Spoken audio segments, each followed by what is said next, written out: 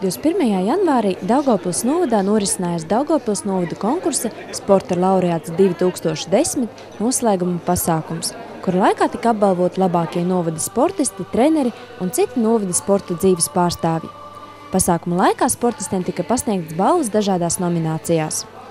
Un sportā arī kā dzīvē ir allašs starts, ir allašs finišs, un ko nozīmē finišs? Finišs dzīvē nozīmē to pašu mērķi. Kā mēs to finišu vai to mērķi sasniegsim, ar kādiem rezultātiem, cik daudz mēs pūlēsimies, cik mēs daudz darba ieliksim. Tas, protams, ir atkarīgs no mums pašiem.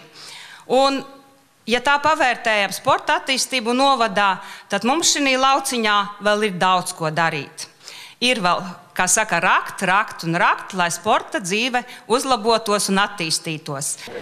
Nominācijā novada labākie sportisti godalgas ieguva Latvijas vieglatlētikas izlases komandas dalībniece un daudzkārtējā novada čempiona vieglatlētikā Laura Orlovska no Višķu pagasta. Un svarbumbu cēlājs un Latvijas junioru rekordists Edgars Pavlovskis no Lauces pagasta.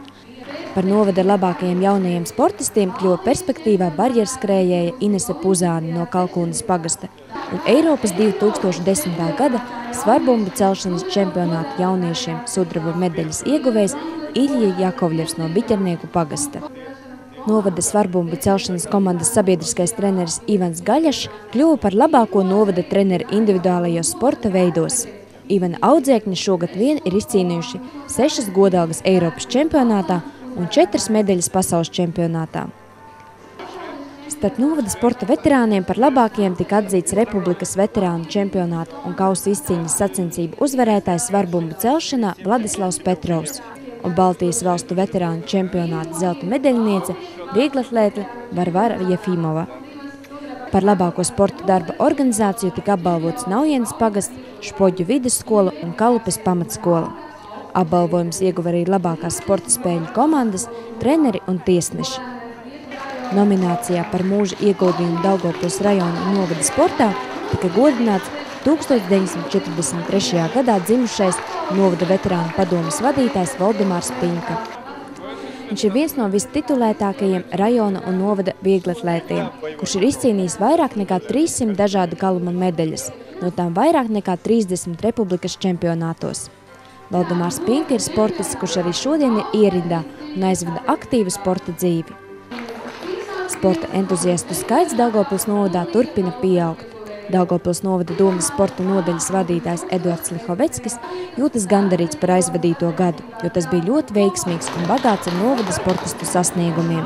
Lai drošākie gads būtu veiksmīgs, tikpat panākumiem bagāts kā aizvadītais.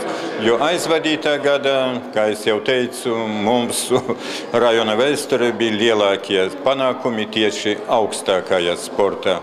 Neatpaliek arī mazveidība, kaut gan samazinājās pagastu skaits, bet komandu skaits, pašvaldību darbinieku, zemnieku un citās kompleksēs sporta spēlēs ir palicis vairāk nekā to startē vēl rajonā, kad bija daudz to pagastu.